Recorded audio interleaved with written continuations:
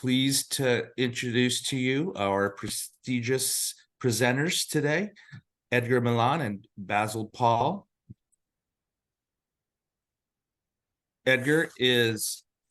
He travels coast to coast training financial institution employees on the value-added checking features and implementation strategies. The Kansas State University alum has 24 years in industry experience. His favorite part of the job is getting to meet people from different parts of the U.S. Edgar lives in Chicago. He's a Bears fan, married to Holly, who was born and raised in Wisconsin and is a Green Bay Packers fan. Their football Sundays can become very interesting. They have a 16-year-old daughter named Ava, who is their pride and joy. Edgar enjoys family time, recreational sports, Chicago-style hot dogs, and coaching boxing at a local gym. Also with us is Basil Paul. Basil is an advocate, advisor, and analyst whose role is to help secure the safety of our members' credit, identities, and personal information through the tools and resources provided by our monitoring programs. Basil has over 7 years experience as a lead investigator and an additional 8 years of experience in the banking and financial sector, all in supervisory position. Basil lives in Atlanta with his wife and 2 sons. He's a diehard Eagles fan. Basil enjoys spending time with loved ones, singing karaoke, and his friends and family. And with that, gentlemen, the floor is yours. All right. Thank you, Will. And thank you, everyone, for your time this afternoon. Well, afternoon for me anyway. I'm on Central Time right now. As Will stated in his intro, in my bio, I travel coast to coast training financial institution employees. And on occasion, we do these webinars as well. So very happy to meet you. Last week when I did it, I actually was in the San Bernardino area. And today I'm coming to you by way of a hotel room in the greater Nashville area is where I'm at today. Again, training, right? Coast to coast and meeting new folks like yourself. So good to meet you. And let's go ahead and get started here. So I always like to start off this presentation with a question. Anyone here been a victim of identity theft? Now, I can't see you. Okay, your video's not on, and that's okay. But do me a favor. Everyone, raise your hand, because guess what? It's happened to everyone. Unfortunately, it has happened to everyone. Now, in my presentations, when I do this, I always start off this way. And sometimes I do these presentations, and most of the time it's face-to-face. Sometimes it's not, like in this case. But when I'm face-to-face, it's interesting when I ask this question. The folks that raise their hand, yeah, they shake their hand, yeah, and they're very confident. Yeah, I know it's happened to me. And others, when I say everybody raise your hand because you're affected as well, they start to look a little funny. They look at me a little bit funny. And those of you that are wondering, you're probably looking at the screen a little bit funny. Well, how does he know that I'm already a victim of identity theft? Well, identity theft is when the bad guys have stolen your information. They may not be using it yet, but folks, they got it. It's in their hands. It's called corporate data breaches. If you've ever been a part of any breach, yeah, the bad guys have your information. And when I say bad guys, the fraudsters, that's what I mean. The fraudsters have it. They may not be using it, but they have it, folks, because of these breaches. Here's just some that I quickly put together here for this presentation. But let me give you my 5, okay? I've been a victim 5 different times that I've been notified. I think there's more, but I've been advised of. So the Target breach, right, that happened. So I was advised, I was part of that Target breach. Shortly after that, the Home Depot breach happened. So I was part of that as well. Hey, anybody in this webinar ever had anything ever reported to the major credit bureau, Equifax? Everyone, go ahead and nod your heads up and down for yes. Yes, you have. I can't see you, but you have. Unfortunately, it happened. It wasn't your fault, but it happened. Delta Airlines got breached about 2.5 years ago, and then Marriott got breached a little over a year ago. So that's 5 times for me, folks. Chipotle, Wendy's, Michaels, Anthem, Blue Cross Blue Shield. That was what, 80, 90 million big, if I'm not mistaken. It's happened. Hey, do you have Facebook? So, they've been breached multiple times, unfortunately. The point is, they have it.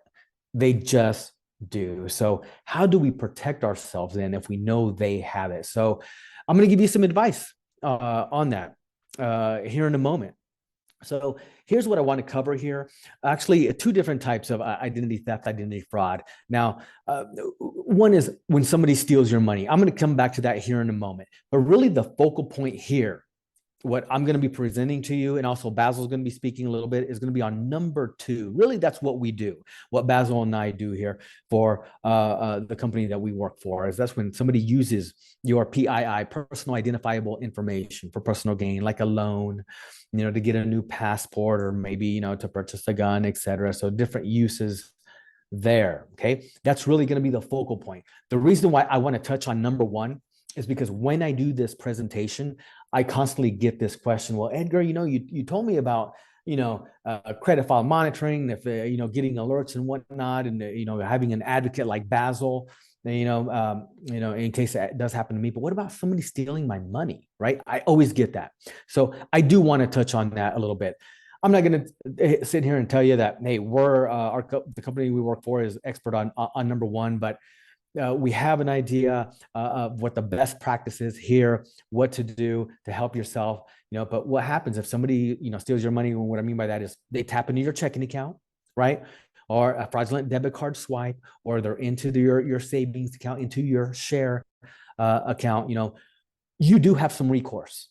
You do. So I just put one slide together on what the recourse is if someone steals your money. So again, I'm just going to lightly touch on that, but the focal point is going to be on number two here. And the recourse is you have to identify it, first of all. Okay. It's got to be you. And what I mean by that is check your transactions. That is my best advice for you. Okay. Because you need to catch it. If all of a sudden there's $100 transaction from my checking account that doesn't belong to me or my wife joined on the account, then I need to catch that, or my wife needs to catch that. And the only way to do that is to check my transactions by going to your statement or whatnot. So check your transactions, right? Check your transactions. You do have some recourse. And then your recourse is identifying that and getting with your financial institution. Okay. But you do have to check those transactions. I'll get to the paper statements or online banking here in a moment, but I just want to give you, I hear this often. Okay. I hear this often. And I used to hear this a lot more often years ago when high school and in college. I had pretty much two jobs. I grew up in a small town in Southwest Kansas.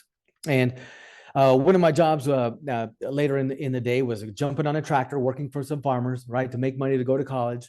And but for the most part, the beginning of the day and ending midday was working for a financial institution as a teller and also in the new accounts area. And it was amazing for me to hear this from the account holders. Well, I just don't have time. I just don't have time, folks. It's your money. Make time. Okay. Make time. So how do you do that? You can check your statements, right? Paper statements or, e-statements. I get this a lot. Well, e-statements, are those safe? I can tell you this. Financial institutions like CalCoast Credit Union are secure. In fact, financial institutions are one of the most scrutinized as far as having the best firewalls and protection out there for the consumer, for the members like yourself. So I trust my financial institution, right? I like the enrolling in online banking. I do the e-statements. Okay. So that's how I check my transactions. So once again, they are secure. I can tell you, California Coast is secure, and they have to maintain that highest level of security because they're regulated. Okay. They have to. They go through examinations, etc. Use strong passwords. The word password or 1, 2, 3, 4, 5, 6 is not a strong password. So have strong passwords. When you are somewhere in, and using an unsecure, you have to use an unsecure Wi-Fi. Don't go checking your transactions at that point. Just don't do that if you have to do that. For example, as I stated before, I travel for work. Right now, I'm coming to you in a hotel in the greater Nashville area, because I'm meeting with another financial institution a little bit later and tomorrow and whatnot. But I don't log in to the hotel's Wi-Fi. I just don't do that. So I have a secure Wi-Fi, even at Starbucks and whatnot. So if you happen to do that, then I would not be logging in and checking your transactions at that point unless you're in a secure Wi-Fi setting. All right. Avoid skimming. So I do this. I travel for work. So I'm constantly going to foreign ATMs. And if I do have to go to a foreign ATM, and I do, I always find a financial institution. Okay. Like CalCoast, credit union ATMs, as opposed to going to, if you're at a local restaurant that has an ATM or a gas station, for example. And the reason why is those skimming mechanisms. The fraudsters, if they do have a skimming mechanism attached to an ATM, typically it's not going to be one from a financial institution. The reason why it's harder for them to do. Generally, there's cameras everywhere, right? When it comes to a financial institution. So, but if you do happen to have to use at a gas station, for example, here's what I always do. And I learned this from 60 Minutes, by the way, is I wiggle. Before I stick my card in, I wiggle where you're going to stick the card in, wiggle a little bit. If it's loose, you'll be able to pull that out. That is a skimming mechanism. Do not use that ATM. Okay. That's been tampered with by the fraudsters. So just do that. And as always, don't give out any unnecessary information, folks, via in person, over the phone, emails. So last month, I got a couple of emails that were kind of fishy. It was from Best Buy, the Geek Squad. So we purchased some things years ago, and we did the Geek Squad through Best Buy. And all of a sudden, I started getting some emails on there. Click this link. I found it odd. So I just hovered. I took my cursor and hovered over the email address from, it said Best Buy Geek Squad. Well, it wasn't them. If you put your cursor over it, it was a bunch of different numbers and letters at gmail.com. So I know it's really not coming from them.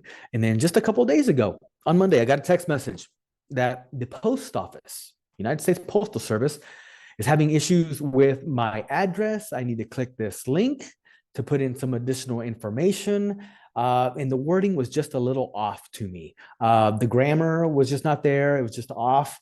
I know that's fraud. I know that's fraud. So just be careful there. Do some investigating. Okay. But at the end of the day, what I said at the beginning, we're not going to do a lot of focus on this. You do have some recourse if there's a fraudulent transaction on a checking account, debit card swipe on a share account, savings.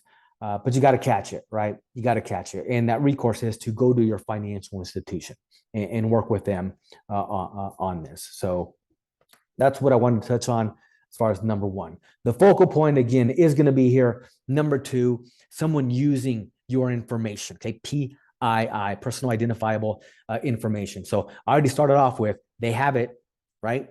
They have it because of those breaches. What about if they're now using it, right? Well, what can I do to protect myself if they now start to use it? So any advice, Edgar, Basil, we generally get that on what to look for. These things right here are the minimum of what I would look for right here. And I can tell you right here that these things right here are in a couple of the accounts at CalCoast. So I would recommend, if you have some additional questions after this presentation, is to go to a CalCoast lobby or get on and call into them and ask them a little bit more about these services right here. Because they have some options for you, some checking account options. So let's begin with credit monitoring. All right, credit monitoring. Let me ask you a question. Okay, those of you that don't have any type of credit file monitoring, if somebody was to run your credit, how would you know? How would you know if they're running your credit? Or a new loan just got put on your credit bureau report. Address change. Paid off loan. Okay. That would be a good alert, right? Paid off loan. That's a good alert. But how really would you know? If you don't have credit file monitoring, well, you really don't know, right? Now, if it's you that's applying for a loan, then yes, the expectation is there. Hey, they're going to run my credit. But what about if it's not you? Then how would you know? Again, if you don't have credit file monitoring, you're not going to know. And then it's going to be too late. I'm going to give you a real world story that happened to me last year. So last year, early June, my wife and I started our in-game process. And what I mean by in-game process is, what's going to be like when we, knock on wood, retire, right? Retirement. And the plan is to leave the Chicago area, and we love the greater Chicago area and whatnot. But the plan is to eventually go to, and I don't know if you all are familiar with Table Rock Lake in Southwest Missouri. So it would be about 2.5, almost 3 hours straight south of Kansas City, Missouri. So it's a big, large lake. So we went down there looking for some lots and whatnot, and we found one that we liked a lot. We liked the area. We found a boat slip that's part of the package as well. And well, guess what? We started the process. Okay, we started the process for our end game. It'll take some time to get there, but yeah, we started the process and we bought the lot in the boat slip and we financed it. Okay, that's what we did. And sure enough, again, I have credit file monitoring. I got an alert, right? Email, you can add text message as well. Now it was me, right? That was and my wife got it as well because she has this. That got the alert. And then shortly after that, we got another alert when the loan was funded, right? When it's now being reported, new account, which means new loan. It's all expected by me, but it's nice knowing that it's working, right? I'm getting these alerts. Well, what happened in September is all of a sudden, ding, ding, ding. I got 3 alerts, right? And it was kind of a uh-oh type of moment because I know we're not doing anything else. We're not applying for any more loans and whatnot. So we get this alert. Generally, the alerts are generic in form. Here's a copy of what that alert looks like right there. To see the details of what exactly happened, okay, you log in, and I did. And I got the details of those 3 alerts. First alert, inquiry, credit check for a Bank of America credit card. Second alert, inquiry, credit check for JP Morgan Chase credit card. Third alert, inquiry, credit check for a Capital One credit card. Someone was using my information.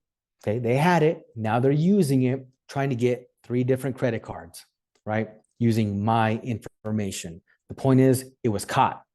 Okay, it was caught. Now, what do I do next? That's where Basil is going to come into play here a little bit later. Now, because I'm in the industry, I kind of have an idea of what to do next. And the great thing about when you log in, you get some detailed information. For example, gave me who it was exactly, Bank of America, Capital One, JP Morgan Chase, address, a phone number to call into. So, and because I'm somewhat in the industry, I kind of have an idea of what to do. So, but before I called them in directly, I did call my colleague Basil, and I said, "Hey, Basil, this is what's happening to me. Okay, so here's what I'm going to do." And Basil actually up front was like, "Okay, here's what we need to do, Edgar. I'm gonna help you out. I have direct phone numbers to call into. Hey, you want to get on the 3-way? I'll be on the call with you, and it'll be us 3. And this is the first step, and second, third, fourth, so on and so on." And I said, Basil, thank you for that. I appreciate you being there. But because, we're colleagues and I kind of have an idea of what to do, you know what? I'm going to try to tackle this on my own. I'm good. But I'm telling you, if I didn't work here in this industry, I would have been like, yeah, Basil, be on the call with me. Help me out. Right. So it's great to know that you have an advocate like Basil if needed. So anyway, called him up. We went through the process, etc., and we got it shut down. But that was the whole point of having credit file monitoring, folks. It was caught. Can you imagine if I didn't have it? Well, then there would be 3 credit cards out there, right, under my name out there that's being reported in my credit bureau, and they're probably not making their payments on time, right? So my credit is shot. So, hey, credit file monitoring. That's definitely one of the things that you want to look for. Oh, and by the way, I forgot to mention at the beginning. You got a question?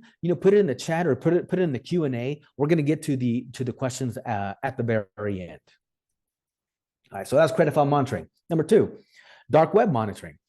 I recommend looking at a program that has dark web monitoring. So, just going to give you a 35,000-foot view of dark web. Okay, dark web monitoring. First of all, the dark web is the internet. It's special internet.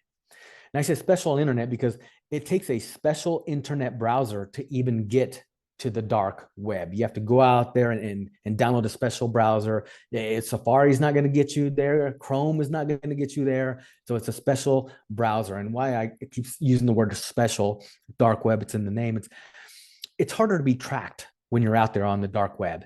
And if it's harder for you to be tracked out there in the dark web, well, guess what? That's where the fraudsters, that's where they like to take your information and use it or sell it, dark web. So I recommend having some dark web monitoring out there, and you can pick and choose what you want to have monitored: your name, even your mother's maiden name, phone numbers, account numbers, passport numbers, etc. So there's an array of different items that you can put out there. And if it starts moving out there, you receive an alert that, hey, something's going on. It might not be but at least you know that, hey, something is going on. Then at this point, right, you got an advocate like Basil, and hey, here's what I think we should do, right? We should go review, make sure you have activated credit file monitoring, go review a report, etc. So dark web monitoring, definitely a recommended feature.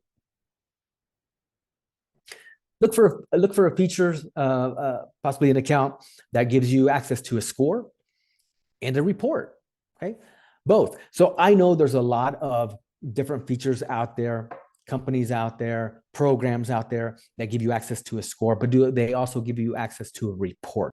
So I like both. Okay, I like both. First of all, a score, you start to see drastic changes in a score. That is a telltale sign that, hey, something's going on.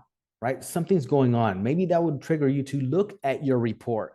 Make sure your report, everything is yours on your credit bureau report. So that's why I said, hey, you know what? Have access to your credit bureau report. So that's something that I'm searching for as well. Some kind of a product out there that gives me access to a score and a credit bureau report as well. All right. And then here is fully managed recovery. This is definitely something that's high on the list as far as a feature. If you're out there shopping products on what to look for. In fact, here's where I'm going to turn it over to Basil. Basil is an advocate, a fraud specialist. If it has happened to you, right? I'm a victim of fraud. What do I need to do? I call them experts. That's why I put it out there in all caps, because Basil is a fraud expert. Because at the end of the day, I have somewhat of an idea what to do, but you know what? What about if it gets deeper, right? Well, then at this point, guess what? I need a specialist. I need an expert, just like Basil. So Basil, I'm going to turn it over to you. Yeah, thanks, Edgar.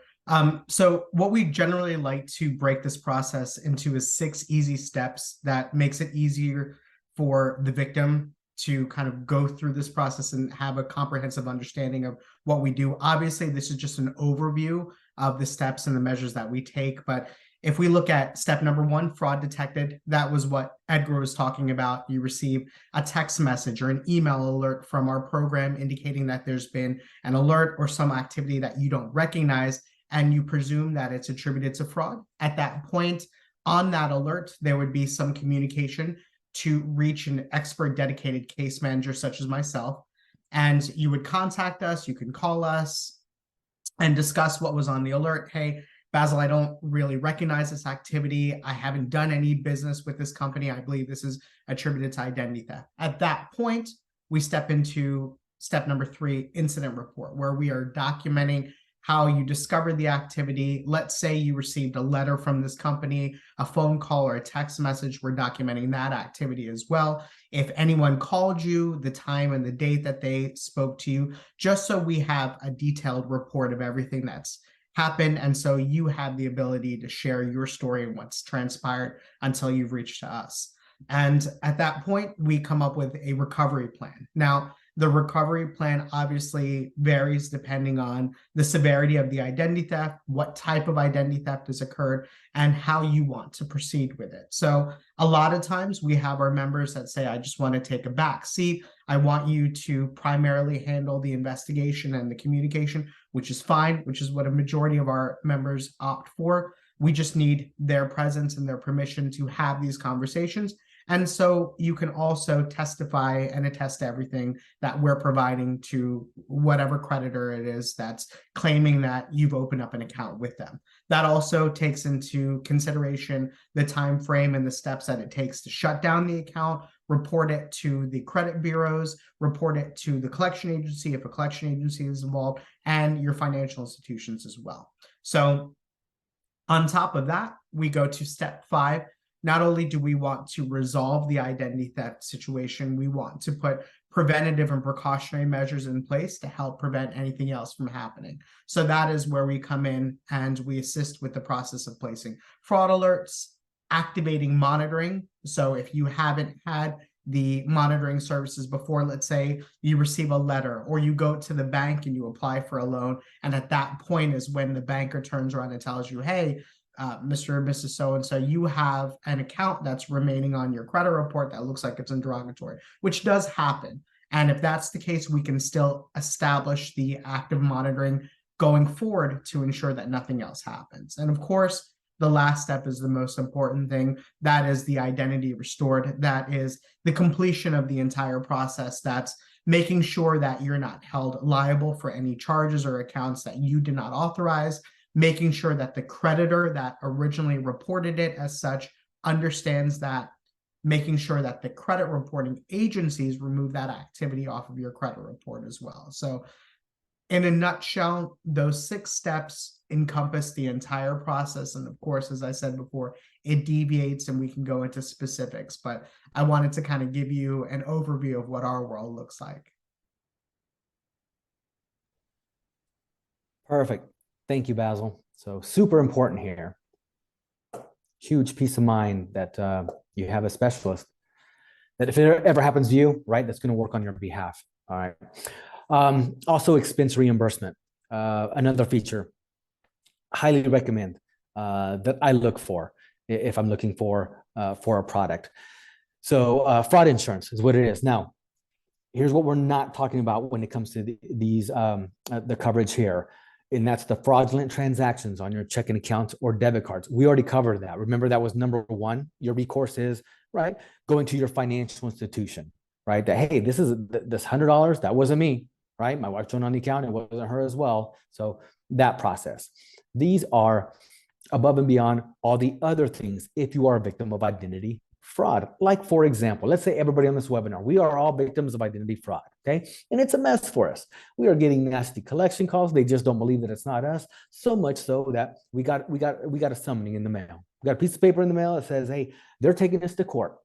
Okay, they're suing us. This merchant that was defrauded by someone posing as us, right, got some goods and services, and this merchant wants their money. They just don't believe that it's not us. So they're taking us to court. And by the way, this fraud is happening out of state. Well, you got to get there, right? Airfare, hotel, meals, rent-a-car, gasoline, court costs, lawyer fees, lost wages, whatever. That's what this is for, okay? Look for a reimbursement type of feature like this.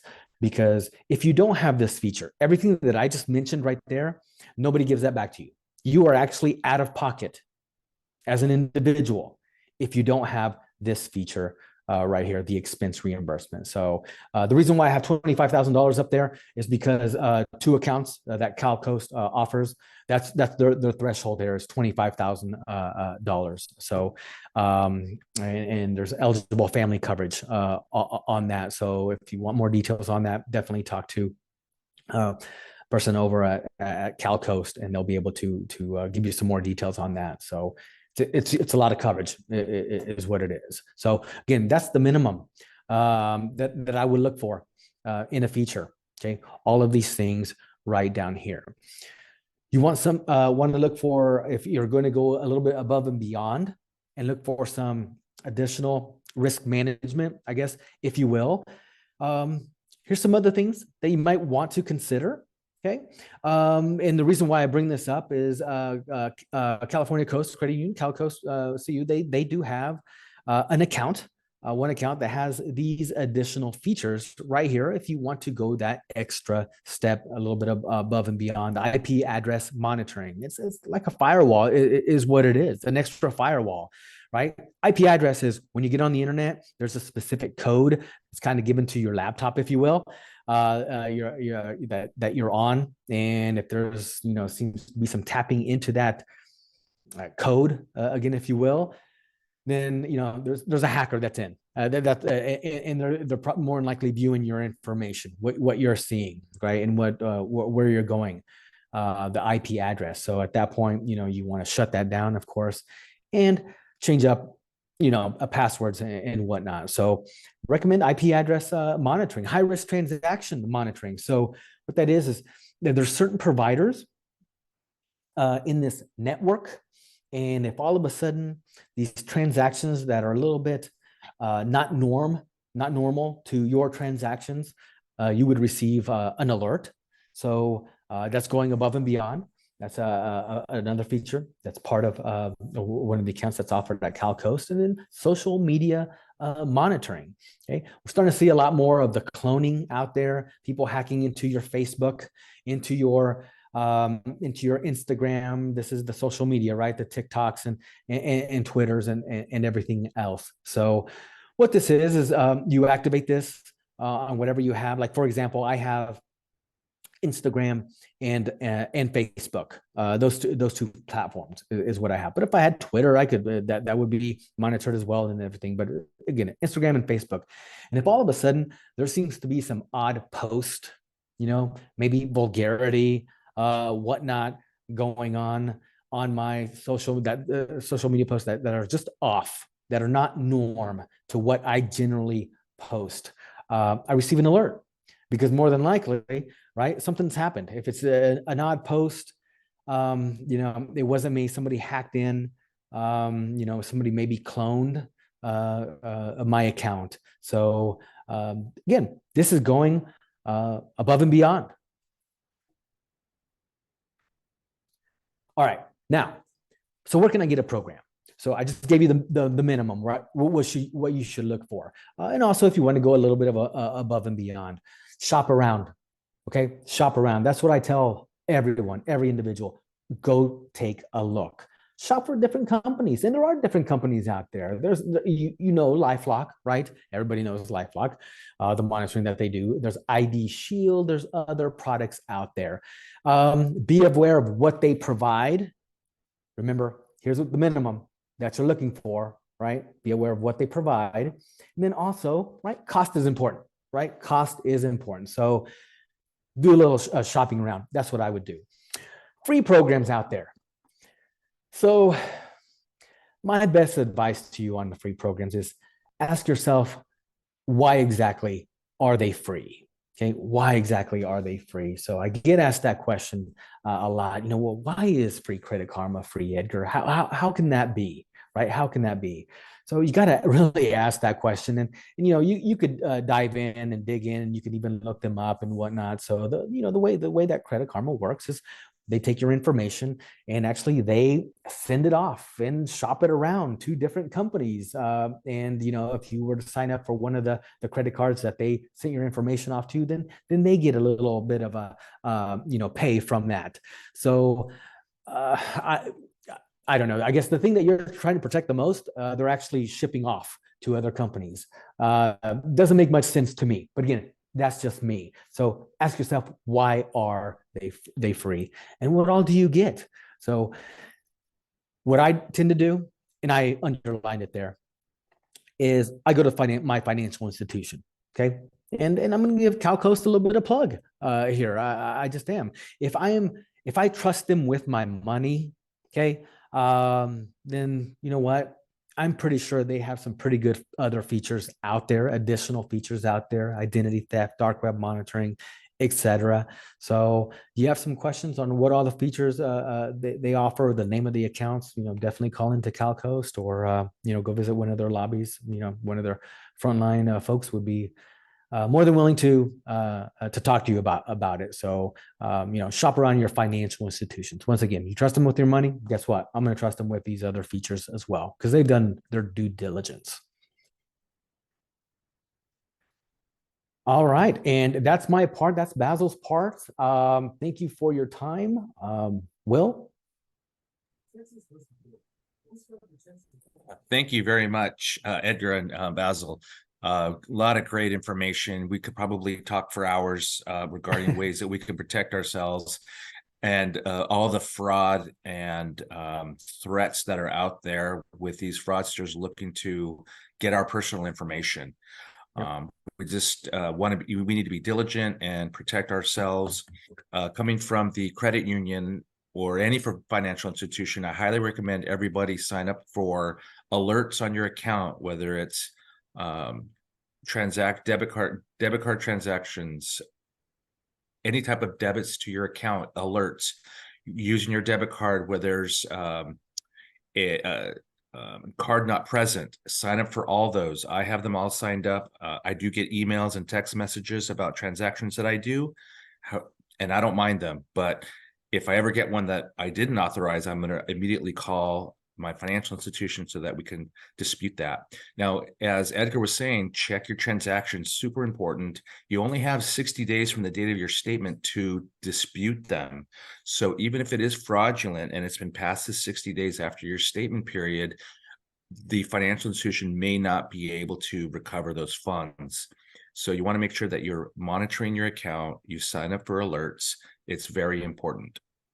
And then, of course, not to mention the credit monitoring alerts that you can get when you sign up for a credit monitoring service like ours. Thank you very much. That was just kind of coming from a credit union perspective, what we always try to tell our members. Now, we do have a question that came in through the chat. Okay. First question that I have, you may have touched on it a little bit, but maybe you can expand on some others that maybe you didn't mention.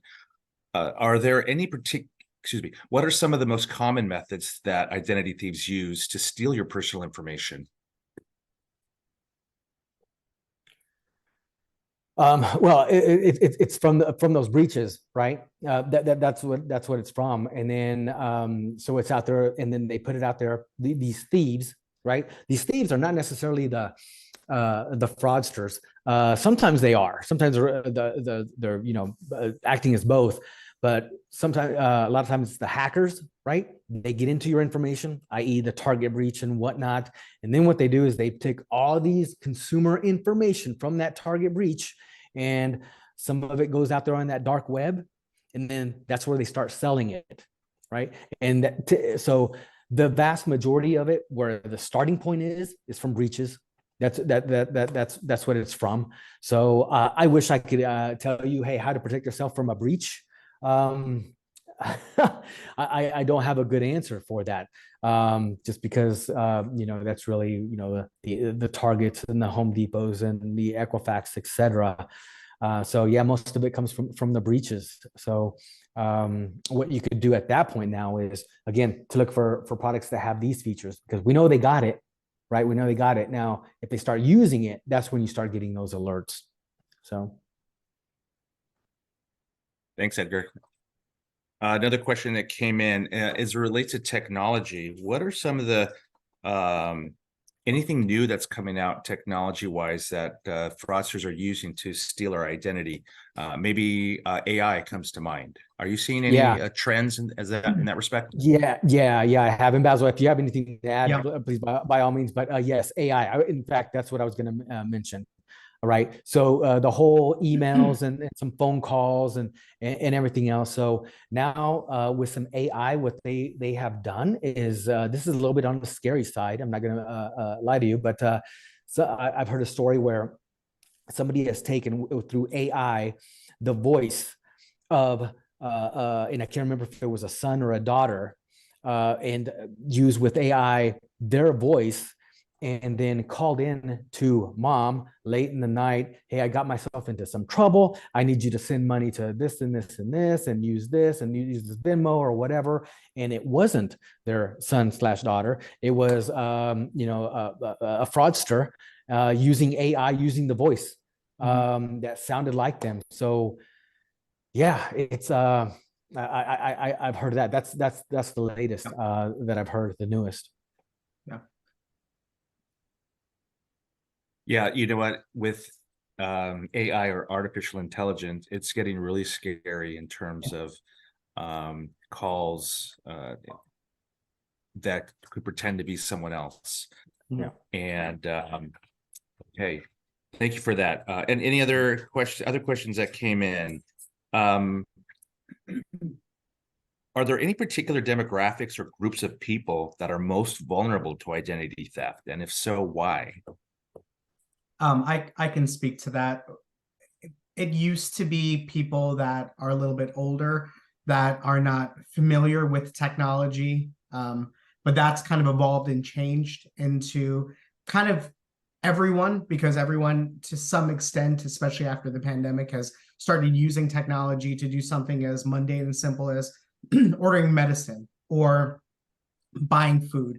So there really doesn't seem to be any specific demographic or age range. What we tell our members is if you're a little bit older and you're not used to text messages coming frequently from any of the creditors that you work with, you may want to take a moment and contact that creditor proactively and just confirm that that was in fact them that contacted you, and vice versa with the younger generation that's so used to doing everything online.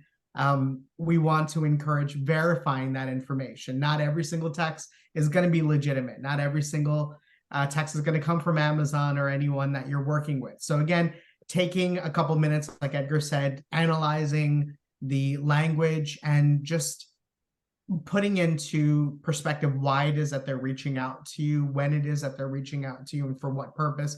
Obviously, if they are eliciting information or they're fishing for personal information, well, if that company is someone that does business with you, they should generally have a way to confirm you. So yeah, it's kind of across the board now, unfortunately, from the younger generation to the older generation. They're just not no clear distinctions of where or what group is more at risk, unfortunately.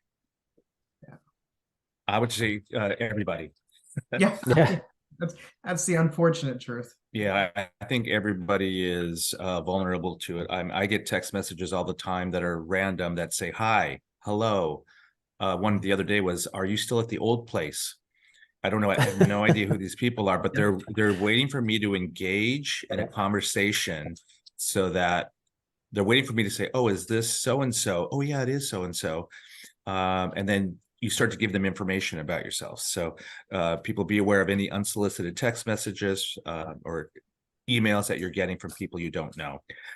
We, as any financial institution, when they contact you, they will never ask you for your personal information, passwords, PIN numbers, any other sensitive information. If you get an email or a phone call or even a text message from what they're saying they are a financial institution, immediately call directly the financial institution, either the credit card on the number on the back of the card, on your statement. I would call them directly or go into your local branch. That is the safest way to ensure that to determine if the call or email or text was legitimate.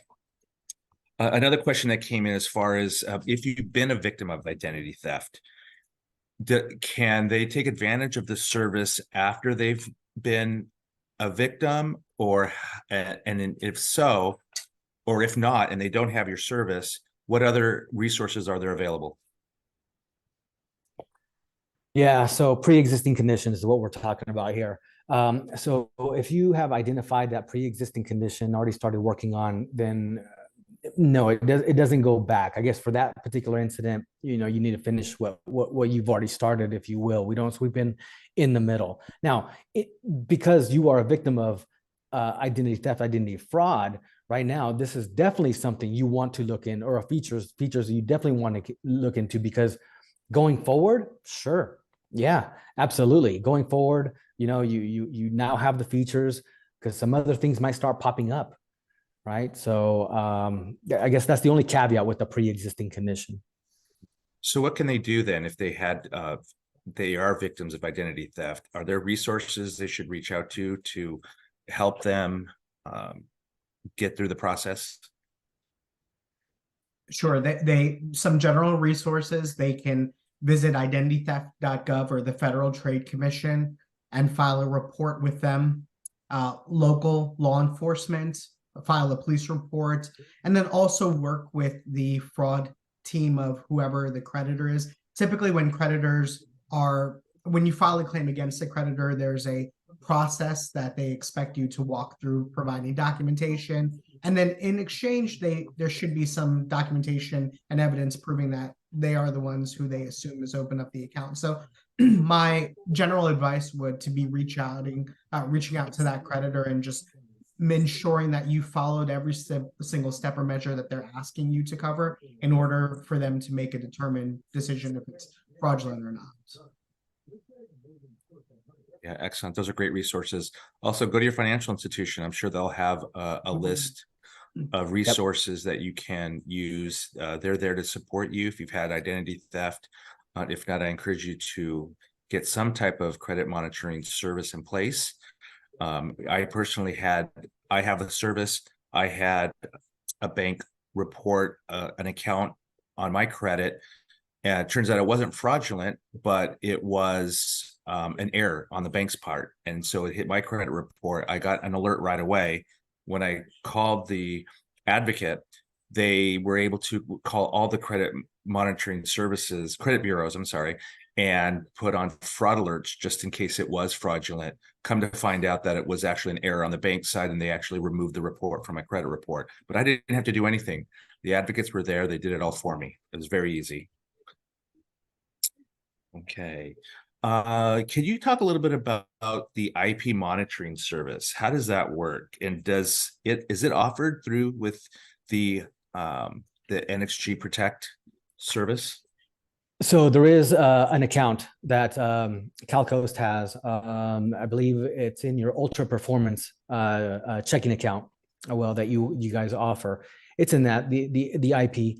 So it's just going to be another step of another firewall. Okay, I know you have a firewall in place if you have a laptop and whatnot. So it's just added protection is what it is, specifically to your IP address. Again, IP address is when you log in, right? On the internet, you're on a Wi-Fi, you get a specific code. I call it codes because I'm speaking in generalities here. That is your IP address. And if somebody gets into that IP address and starts, is also there, you would be alerted of such, because if they're there, then they're seeing everything that you're viewing. So, yeah, you receive an alert. And at that point, it's time to shut it down and maybe change your password that you have going on. So, password. Excellent. So I hope you all learned something new and beneficial today that you could put into use. Enjoy the rest of your day. Thank you very much for spending your lunchtime with us. We appreciate it.